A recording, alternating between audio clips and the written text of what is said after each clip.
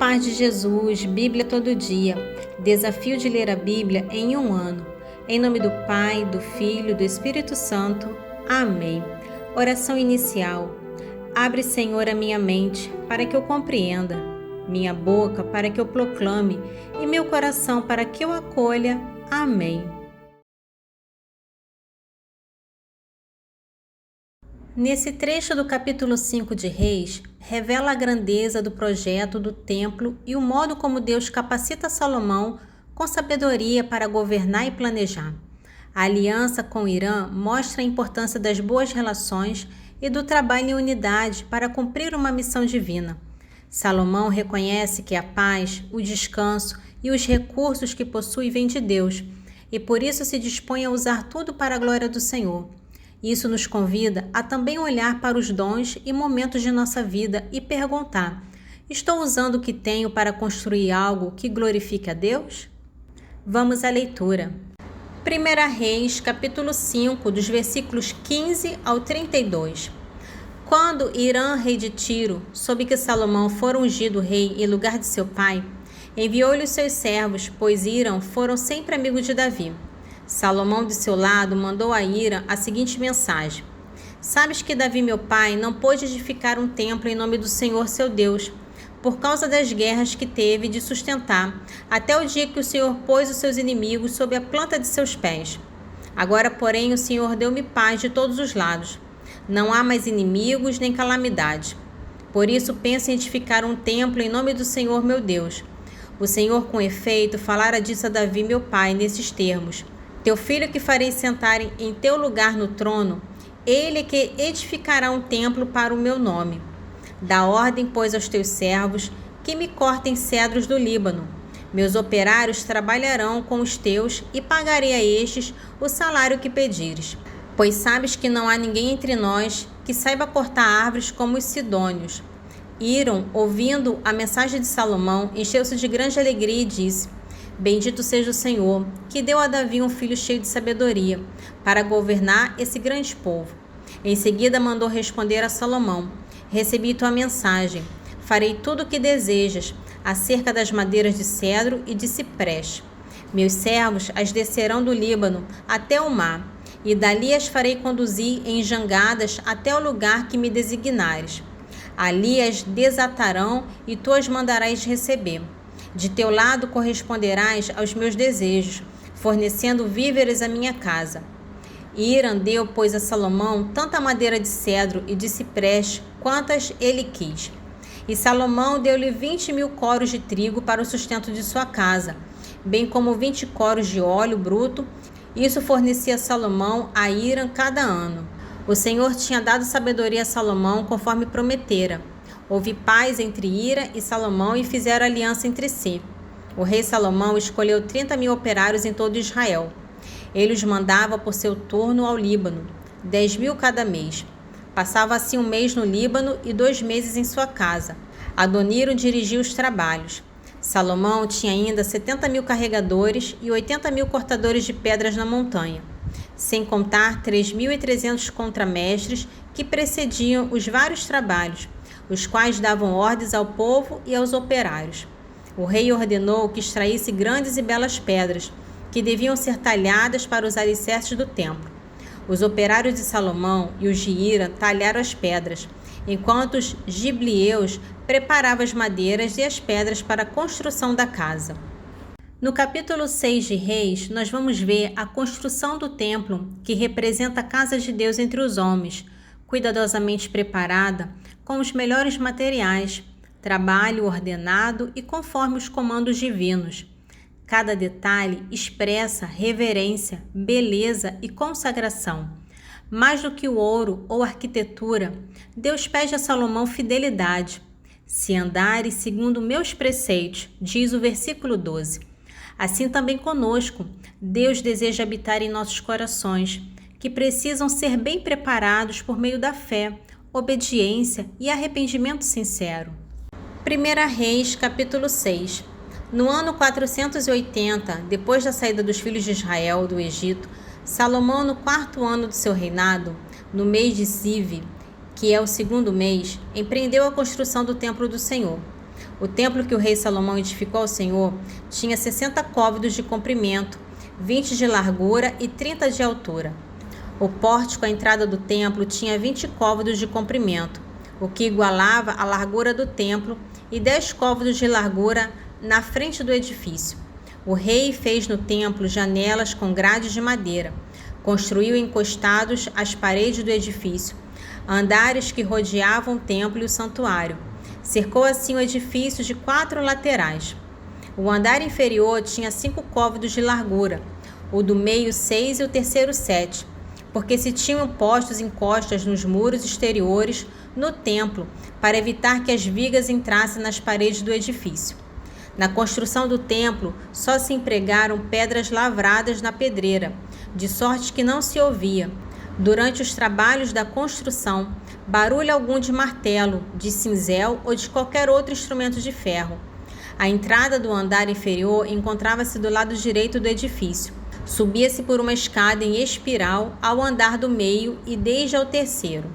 Terminado o edifício, Salomão recobriu de tábuas e de forros de cedro. Os andares que construía encostados em todo o edifício eram de 5 côvados de altura cada um e foram ligados ao templo por traves de cedro. A palavra do Senhor foi então dirigida a Salomão nesses termos: Esta casa que tu edificas, se obedeceres às minhas leis, praticares os meus mandamentos e observares todos os meus preceitos, seguindo-os cuidadosamente, eu cumprirei em ti as promessas que fiz ao teu pai Davi. Permanecerei no meio dos israelitas e não abandonarei Israel, meu povo. Salomão terminou a construção do templo. Forrou o interior das paredes do edifício com placas de cedro, desde o pavimento até o teto. Revestiu assim de madeira todo o interior e cobriu o pavimento com tábuas de cipreste. Revestiu de tábuas de cedro a partir do fundo do templo, desde o pavimento até o teto, um espaço de 20 côvados que destinou ao santuário ou Santo dos Santos. Os 40 côvados restantes constituíam a parte anterior do templo. Dentro do edifício, o cedro era esculpido de coloquitidas e flores abertas.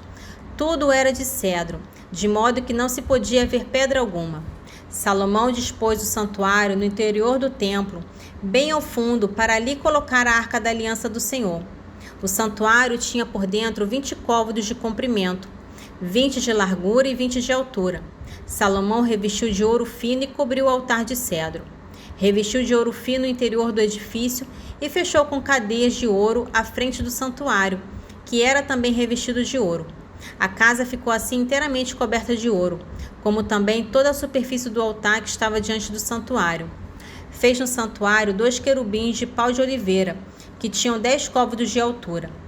Cada uma das asas dos querubins tinha 5 côvados, o que fazia 10 côvados da extremidade, de uma asa à extremidade da outra.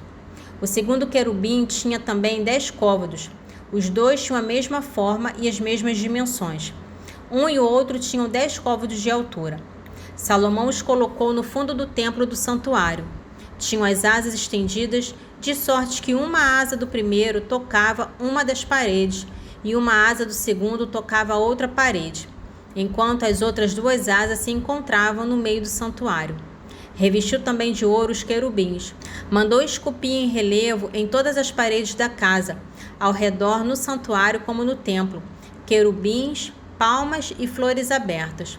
Cobriu de ouro o pavimento do edifício, tanto o do santuário como o do templo. Pôs à porta do santuário vigas de pau de oliveira. O seu enquadramento com as ombreiras ocupava a 5ª parte da parede. Nos 2 batentes de pau de oliveira mandou esculpir querubins, palmas e flores desabrochadas e cobriu-as de ouro. Cobriu de ouro tanto os querubins como as palmas. Para a porta do templo fez vigas de pau de oliveira, que ocupavam a 4ª parte da parede, bem como 2 batentes de madeira de cipreste, sendo cada batente formado de 2 folhas móveis. Mandou esculpir nelas querubins, palmas e flores desabrochadas e cobrir tudo de ouro, ajustadas esculturas. Construiu ao redor do átrio interior um muro de 3 ordens de pedras talhadas e uma fileira de traves de cedro. No mês de Zive, no 4º ano de reinado, foram lançados os fundamentos do templo do Senhor, e no ano 11º no mês de Bu, que é o 8º mês, foi o templo acabado em todas as suas partes e em todos os seus pormenores. O templo foi construído em 7 anos. Nesse trecho do capítulo 7 de Reis, embora fale de construção civil, ele revela algo importante: a ordem, o cuidado e a nobreza das coisas feitas, sob a inspiração de Deus. Salomão organiza sua vida pessoal, política e religiosa com equilíbrio e grandeza, dedicando tempo e recursos conforme a função de cada estrutura. Porém, é digno de nota que ele leva quase o dobro do tempo construindo sua casa do que o templo, 13 contra 7 anos. Isso pode ser interpretado de 2 maneiras, ou como prudência e zelo pela administração do reino, ou como início de uma sutil inversão de prioridades, algo que mais tarde seria visto no declínio espiritual de Salomão. 1 Reis, capítulo 7, de 1 ao 12. Salomão levou 13 anos para terminar a construção do seu palácio. Edificou primeiro a casa da floresta do Líbano, que tinha 100 côvados de comprimento, 50 de largo e 30 de alto, repousando sobre 4 fileiras de colunas de cedro, com traves de cedro sobre as colunas. Forrou de cedro o teto dos quartos, que se apoiavam nas colunas, em número de 45, ou seja, 15 colunas por fileira. Havia 3 fileiras de quartos, cujas janelas se correspondiam 3 vezes. Todas as portas e suas vigas eram retangulares e as janelas se correspondiam 3 vezes. Fez um pórtico de colunas, com 50 côvados, de comprido e 30 de largo, precedido de um segundo pórtico de colunas com degraus. Salomão mandou fazer a sala do trono, onde estava o tribunal, o pórtico do juízo, e revestiu de cedro desde o pavimento até o teto. Sua residência, construída no segundo pávio, atrás do pórtico, era de trabalho semelhante. Enfim, mandou construir para a filha do faraó, que ele tinha desposado, uma casa do mesmo gênero que esse pórtico. Todas essas construções eram feitas com pedras escolhidas, talhadas sob medida, e cerradas tanto por dentro como por fora, desde os fundamentos até o alto das cornijas, inclusive o muro do grande pátio. Os fundamentos eram também feitos de pedras escolhidas de grande dimensão, pedra de 10 e de 8 côvados. Por cima havia ainda pedras escolhidas, talhadas sob medida e traves de cedro. O muro que cercava o grande pátio tinha 3 ordens de pedras talhadas e uma fileira de vigas de cedro, assim como no pátio interior do templo do Senhor e no pórtico do palácio. No trecho do Evangelho de João, capítulo 8, nós vamos ver 2 acontecimentos bem fortes. Jesus utiliza a misericórdia e diz que é a luz do mundo. Na primeira parte, o povo se reúne e ele começa a ensinar. Os escribas e fariseus trazem uma mulher pega em adultério e a colocam no meio. Perguntam a Jesus, tentando pô-lo à prova, o que ele diz sobre ela, já que Moisés mandava apedrejar tais mulheres. No segundo momento, Jesus diz que ele é a luz do mundo. Jesus responde que seu testemunho é válido, pois sabe de onde veio e para onde vai. Ele afirma que o Pai é quem o envia e dá testemunho dele. Apesar das palavras fortes, ninguém o prende, pois ainda não era chegada a sua hora. Evangelho de João, capítulo 8, dos versículos 1 ao 20. Dirigiu-se Jesus para o Monte das Oliveiras. Ao romper da manhã, voltou ao templo e todo o povo veio a ele. Assentou-se e começou a ensinar. Os escribas e os fariseus trouxeram-lhe uma mulher que fora apanhada em adultério. Puseram-na no meio da multidão e disseram a Jesus: Mestre, agora mesmo esta mulher foi apanhada em adultério. Moisés mandou-nos na lei que apedrejássemos tais mulheres. Que dizes tu sobre isso? Perguntavam-lhe isso a fim de pô-lo à prova e poderem acusá-lo. Jesus, porém, se inclinou para a frente e escrevia com o dedo na terra. Como eles insistissem, ergueu-se e disse-lhe: Quem de vós estiver sem pecado, seja o primeiro a lhe atirar uma pedra. Inclinando-se novamente, escrevia na terra. A essas palavras, sentindo-se acusados pela sua própria consciência, eles se foram retirando um por um até o último, a começar pelos mais idosos, de sorte que Jesus ficou sozinho com a mulher diante dele. Então, ele se ergueu e, vendo ali apenas a mulher, perguntou-lhe: Mulher, onde estão os que te acusavam? Ninguém te condenou? Respondeu ela: Ninguém, Senhor. Disse-lhe então Jesus: Nem eu te condeno. Vai e não tornes a pecar. Falou-lhe outra vez Jesus: Eu sou a luz do mundo. Aquele que me segue não andará em trevas, mas terá a luz da vida. A isso os fariseus lhe disseram: Tu dás testemunho de ti mesmo. Teu testemunho não é digno de fé. Respondeu-lhe Jesus: Embora eu dê testemunho de mim mesmo, o meu testemunho é digno de fé, porque sei de onde vim e para onde vou. Mas vós não sabeis de onde venho nem para onde vou. Vós julgais segundo a aparência. Eu não julgo ninguém. E se julgo, o meu julgamento é conforme a verdade, porque não estou sozinho, mas comigo está o Pai que me enviou. Ora, na vossa lei está escrito: o testemunho de duas pessoas é digno de fé. Eu dou testemunho de mim mesmo, e meu Pai que me enviou o dá também. Perguntaram-lhe: Onde está teu Pai? Respondeu Jesus: Não conheceis nem a mim, nem a meu Pai. Se me conheceis, certamente conheceríeis também a meu Pai. Essas palavras proferiu Jesus ensinando no templo, junto aos cofres de esmola. Mas ninguém o prendeu, porque ainda não era chegada a sua hora. O trecho do Salmo de hoje é um lamento doloroso da alma traída. Davi não fala apenas da violência urbana e da corrupção social, mas expressa uma dor muito mais profunda, a traição de um amigo íntimo, alguém com quem partilhava a vida e até a fé. A sensação de confusão e o desejo de fugir revelam a vulnerabilidade do coração humano diante da perfídia. Há também um clamor por justiça, um apelo para que Deus intervenha contra os maus. A intensidade do texto nos mostra que até mesmo os santos sofrem com as feridas emocionais mais dolorosas, como a deslealdade daqueles que amam. Salmo 54, dos versículos 9 ao 16. Apressado buscaria um abrigo contra o vendaval e a tempestade. Destruí-os, Senhor, confundi-lhe as línguas, porque só vejo violência e discórdia na cidade. Dia e noite percorrem suas muralhas. No seu interior só há injustiça e opressão. Graça à astúcia no seu meio. A iniquidade e a fraude não deixam suas praças. Se o ultraje viesse de um inimigo, eu o teria suportado. Se a agressão partisse de quem me odeia, dele me esconderia. Mas eras tu, meu companheiro, meu íntimo amigo, com quem me entretinha em doces colóquios, com quem, por entre a multidão, íamos à casa de Deus. Que a morte os colha de improviso, que eles desçam vivos à mansão dos mortos, porque entre eles, em suas moradas, só há perversidade. Esse trecho de Provérbios une diversos princípios de sabedoria que podem ser resumidos em 3 temas centrais. Primeiro, justiça sólida e liderança duradoura. Depois, educação e correção como expressão de amor.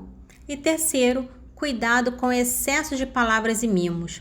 O provérbio nos convida a unir disciplina com amor, sabedoria com paciência e a cultivar uma autoridade justa. Ele lembra que a educação exige firmeza, que palavras vazias não substituem a correção e que uma liderança legítima se constrói com retidão. Provérbios capítulo 29, dos versículos 14 ao 21. Um rei que julga com equidade os humildes terá seu trono firmado para sempre. Vara e correção dão a sabedoria. Menino abandonado à sua vontade se torna a vergonha da mãe. Quando se multiplicam os ímpios, multiplica-se o crime, mas os justos contemplarão sua queda. Corrige teu filho e ele te dará repouso, e será as delícias de tua vida. Por falta de visão, o povo vive sem freios. Ditoso o que observa a instrução.